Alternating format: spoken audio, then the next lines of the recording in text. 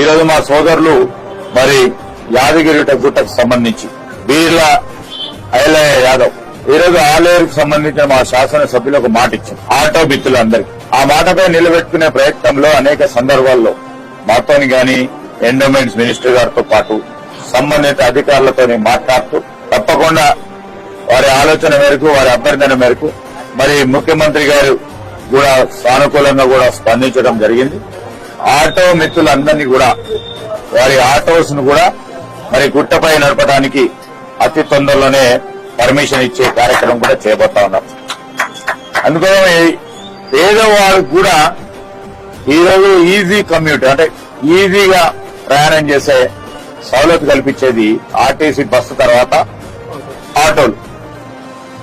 So ఆటోలలో పోయి మేము దర్శనం చేసుకుంటామంటే వద్దనే వాళ్ళు ఈరోజు మాకే అర్థం కాలే. ఆ రోజు ఆ ప్రయత్నంలోనే ఈరోజు అందరికీ కూడా ఏ సదుపాయం కానీ ఒక లెవెల్ ప్లేయింగ్ ఫీల్డ్ క్రియేట్ చేసి ఈరోజు తెలంగాణ రాష్ట్రం ఏర్పడ్డ తర్వాత ఏ మార్పు కోరుకున్నారో రాష్ట్ర ప్రజలు ఆ మార్పు గురించి 10 సంవత్సరాలు వేసి చూసిన తరుణంలో మార్పు కనబడతలేదని మాకు అవకాశం ఇచ్చింది.